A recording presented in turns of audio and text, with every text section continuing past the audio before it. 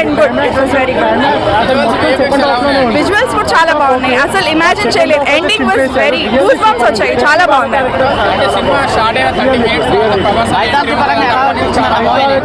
అసలు total start నుంచి end వరకు ఎక్కడ కూడా పాయింట్స్ మిస్ అవ్వకుండా ఇట్ వాస్ వెరీ గుడ్ అండి. అన్ని చోట్ల కనెక్ట్ చేశారు పాయింట్స్ ని.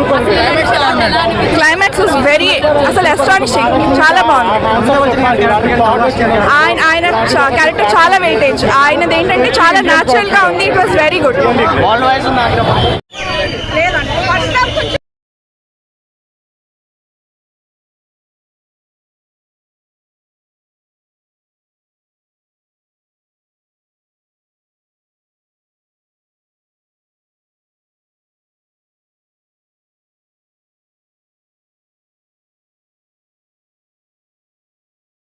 నేనైతే బాగా ఎంజాయ్ చేసిన.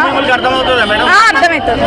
ఇది ఓన్లీ ఇంట్రడక్షన్, పెద్ద స్టోరీ ఏం లేదు. క్యారెక్టర్స్ అన్ని బాగా చూపించాడు. అమితాబ్ బచ్చన్ క్యారెక్టర్ అయితే హైలైట్. అసలు అస్సలు ఎక్స్పెక్ట్ చేయాల. అమితాబ్ బచ్చన్ క్యారెక్టర్ లేదు బాగుంది. అందరినీ బాగా హైలైట్ చేశారు. రేటింగ్ 4. చాలా నచ్చింది. చాలా బాగున్నాను. క్లైమాక్స్ చాలా బాగుంది. ఆర్జీవి బాగున్నాడు. ఆ సినిమా చూస్తేనే తెలుస్తుంది. సినిమాలో బాగా నచ్చిందండి. అన్ని చాలా బాగున్నాయి. ఏది బాగాలేదండి. బాగుంది. అన్ని బాగుంది. కామెడీ కూడా చాలా బాగుంది. ఫస్ట్ టైం ప్రభాస్ కామెడీ చేయడం చూస్తాం మేము. Fight scenes excellent. బాగా యూస్ చేశారు. లేదు చాలా బాగుంది. Thank you.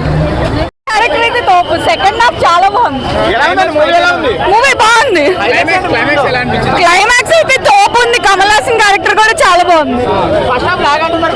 అవును, ఫస్ట్ హాఫ్ కొంచెం బోరింగ్. సెకండ్ హాఫ్ చాలా బాగుంది.